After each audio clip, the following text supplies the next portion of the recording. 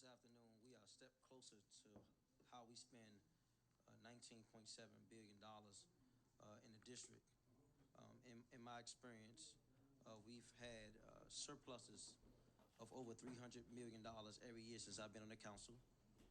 In fact, this $19.7 billion is the highest budget I've ever seen in DC history.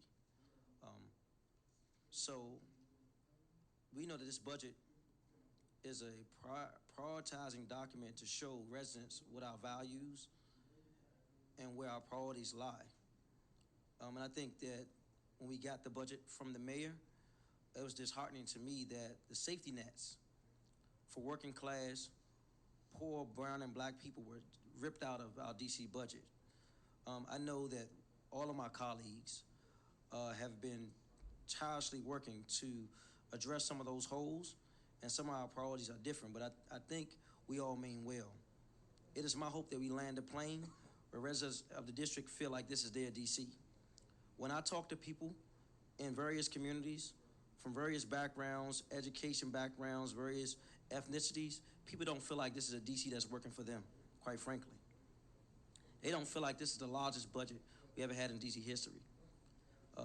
As noted in my previous comments, we are in a housing crisis, but we've seen 2,700 evictions happen in 3 months. So you multiply that times 4, and you do the math. The people in the district are afraid of where they're gonna get their next meal. If they can get a job that they can afford to live and grow here in the district, the price of living keeps skyrocketing each and every year. And affordability for food has even gone up. This, again, is a moral document. And we have to ensure that we be inclusive and equitable in our budget decisions. I do want to highlight a few things that I feel that we are moving in the right direction. Some of my colleagues have echoed some of these sentiments. The violence in DC has been disheartening, alarming, and any other adjective to say that we are in a crime-ridden city. We like to say everything is good when everyday people feel like everything is going downhill. And the way we get to addressing the solution is to first address the problem. And there are many. And we can't solve all this in one day. And we have to do it together. I'm happy that we are addressing the drop in funding for our schools.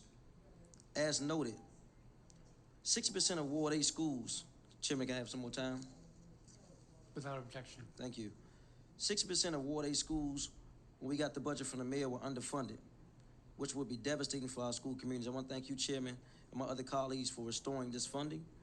I do want to note that some great decisions and challenges have already been corrected to the mayor's proposal. I want to thank you, Chairman, the members, especially Robert White, for fighting for ERAP. I know we got $8 million, we restored it to $43 million, but I think we still have to dig a little deeper because we spent that money historically in 3 months.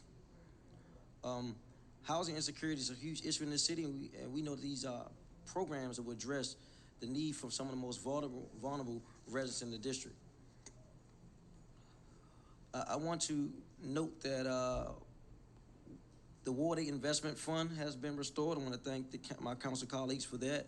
I think that we have to empower our small businesses who hire from our communities and small operations that we hope to grow to large operations in our community. We still have more work to do. I want to note that we have restored 1.7 million, I think it's 1.2 or 1.7 million to the Capitol Riverfront to ensure we can have programming there.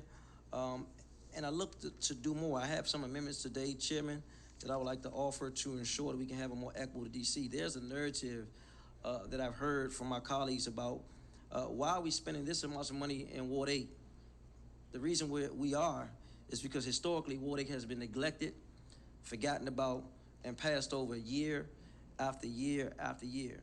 And everyone who can't afford to live anywhere in DC anymore because the price of living has gone up so far are navigating east of the Anacostia River. So we are piling on the same problems issues and social dynamics on top of each other, East and Anacostia River. And the safety nets are breaking. So I want to thank you, Chairman. I look forward to introducing my amendments and hope to get support of my colleagues as we fight for a more equitable Washington, D.C. Thank you.